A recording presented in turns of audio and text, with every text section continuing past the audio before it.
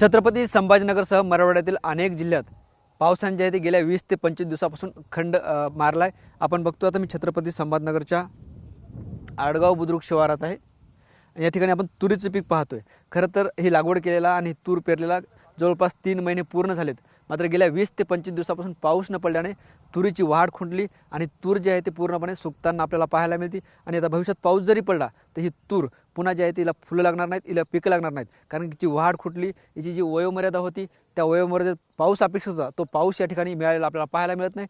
तूर असेल, मूग असेल, उडीद असेल, कपाशी असेल, मका असेल किंवा खरीपातील इतर पिकं असतील, त्या सगळ्या पिकाची जी आहे ती हीच परिस्थिती आपल्याला छत्रपती संभाजीनगर जिल्ह्यातील अनेक भागात पाहायला मिळते.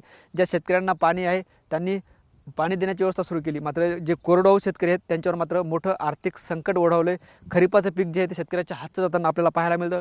खरं तर खरीपाचं पीक जे आहे ते शेतकऱ्यासाठी अत्यंत महत्त्वाचं असतं, कारण खरीपाच्या पिकावर जे आहे ते शेतकऱ्याच्या संसाराचा गाडा असतो, लेकरा बाळाचं शिक्षण असतं, कुणाच्या घरी लग्न असतं, अनेक कामं जे आहेत ते याच खरीपाच्या पिकावरून केले जातात. मात्र असं असताना हे सगळं पीक आता सुकताना आपल्याला पाहायला मिळतं. आपल्यासोबत शेतकरी त्यांच्यासोबत सुद्धा आपण संवाद साधणार आहोत. काय सांगाल, खरं तर हे तूर आता सुकताना पाहायला मिळते, किती दिवसापासून पावसानं खंड दिला, आता काय परिस्थिती आहे पिकाची?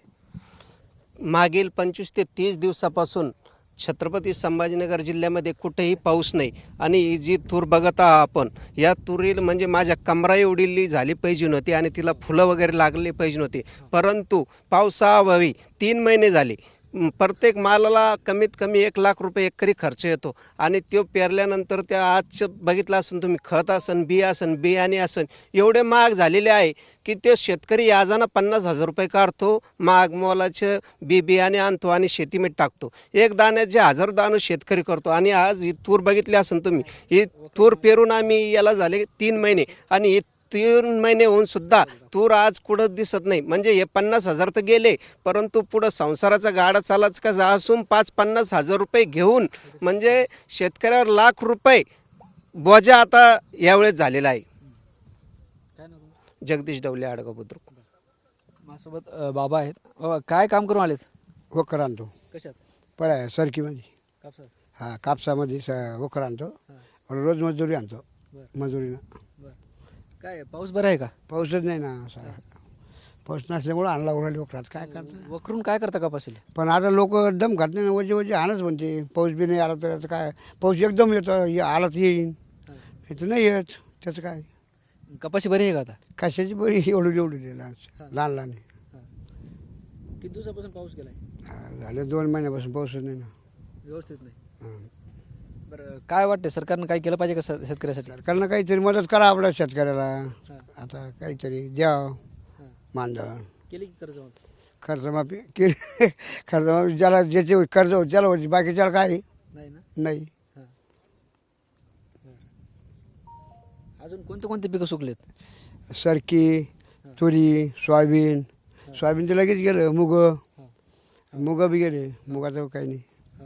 सोयाबीनला तर सगळं वाळूनच गेलं. गेलं ना. हो. आता अवघडच आहे की. आता काय करतो मग, अवघड दुष्काळ जाहीर करा.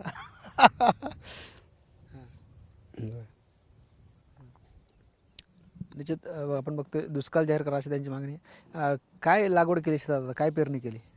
कपाशी आहे, तूर आहे, मक्का आहे, सोयाबीन आहे. पाण्याचा पत्ता नाही. 20-25 होऊन गेले, पाऊस नाही. सगळं जेवढं काय होते याचा बट्ट्याला काढून शेतीसाठी खर्च केला. 1,11,000 रुपयाची बैलाची जोड घेतली याजाने पैसे काढून. आता तेच बैल 70-75 हजाराला सुद्धा कोणी घ्यायला तयार नाही.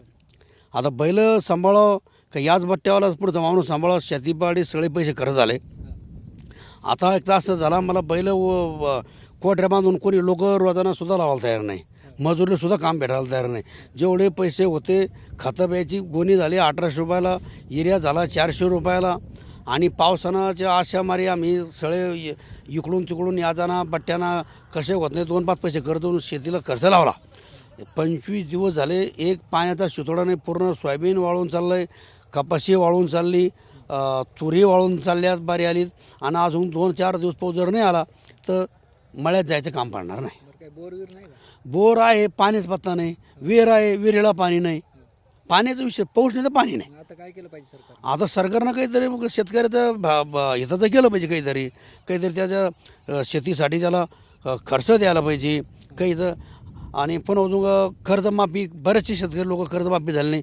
मी स्वतः मी माझ्या वडिलाचं कर्ज माझं तसंच आहे, अजून 1 रुपया माफ झाला नाही. आणि तरी हे कर्ज माफ नाही झालं तरी आम्ही पुढच्या वेळेस शेतीसाठी बैलासाठी पुन्हा 1-2 लाख रुपये कर्ज बाजारी झालेलोच आहे ऑलरेडी आता सध्याला पण सुद्धा. बद्रीनाथ कारवाई टाकणे. मला सांगा आता खरीप जवळपास जे आहे ते गेल्यासारखंच आहे. हां झालं 20 ते 25 दिवसापासून किमान 30 दिवस पाऊस नाही आहे सर. आता शेतकऱ्यासाठी आम्ही काय करा नेमकी हेच कळत नाही सर. शेतीसाठी इकून तिकून पैसा जमा करा, खत बियाणे महाग आहे. अजून सांगा तुम्ही आता ही तूर झाली आता कमी 20-25 दिवस पाऊस नाही तर ती पोरी वाळून चालली सर. आता सरकार माई बापन काहीतरी करा शेतकऱ्यासाठी. काय केलं पाहिजे? किमान हेक्टरी काही द्यायला पाहिजे, 50,000 60,000 30,000 अनुदान काहीतरी खर्च काढलं पाहिजे. यावर्षी आपलं पीक विमा असतो सर, त्याच्यावर त्या नियम अटी असे घातल्या की पीक विमा बियाणे मागच्या वर्षी भरलं सर तर पीक विमा बी नाही आला सर. आता काय करा आपण, शेतकऱ्याचं लयच अवघड झाले सर, अशी कंडिशन झाली. आपण बघतो हे शाळकरी विद्यार्थी आहेत, त्यांच्यासोबत सुद्धा आपण बोलण्याचा प्रयत्न करू. मला शाळा जाता काय? हा कोणत्या वर्गात जातो? 6वीत. काय वडील काय करतात? शेतकरी. बरं पाणी? पाणीच नाही. हां मग सरकारने काय तर करायला पाहिजे, काय केलं पाहिजे? काही मदत बिदत. हां कोणत्या शाळेत येतो? Gaikwad global school. किती फीस आहे? 60,000. मग कशी भरायची आता? माझा नंबर लागेल, अच्छा. पैसेच नाही. हां घरी कोण कोण आहे तू? मम्मी पप्पा भाऊ आजी मावशी. शेतीवर सगळं चालतं? नाही. शेतीवर चालतं ना सगळं पैशाचं? हा. म्हणजे शेतात जर व्यवस्थित आलं तुला पैसे भेटणार ना, ड्रेसलं शूजलं. हां ते एवढं काय करतात? शेतीच करतात. का बरं आहे का शेतात? काय सारं वाळून गेलं. वाळून गेलं आणि हसू आलं तुला? हां? काय ते एवढे? शेती किती शेती? 2 एकर. 2 एकर होते का? मग 2 एकर हा काय होतं? किती पैसे येणार 2 एकर? येते 10-20,000. मग त्या तितकंच पैसे वर्ष घालायचे. हो. वडील दुसरं काय करतात? काहीच नाही, शेती दूध शेतीन दूध. काय काय पेरलं शेतात आता? सोयाबीन मका. हां तुरी. बरं आहे का? नाही, हां कसं? वाळून झालं पुरं.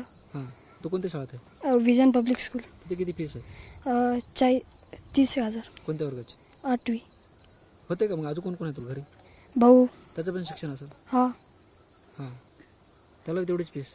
हा. म्हणजे लाख रुपये तुमच्या दोघांच्या भावाची फीस चालली. हो. मग शेतकऱ्या सरकारने काही द्यायला पाहिजे. हा ना.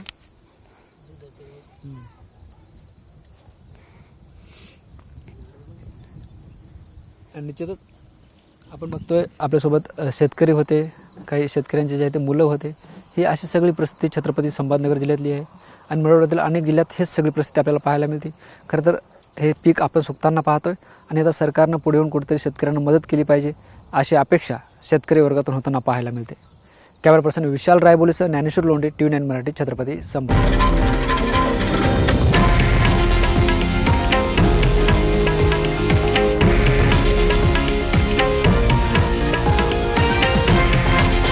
हे आहे देशातील नंबर 1 न्यूज नेटवर्क आणि आपण पाहत आहात TV9 मराठी, एकमेव.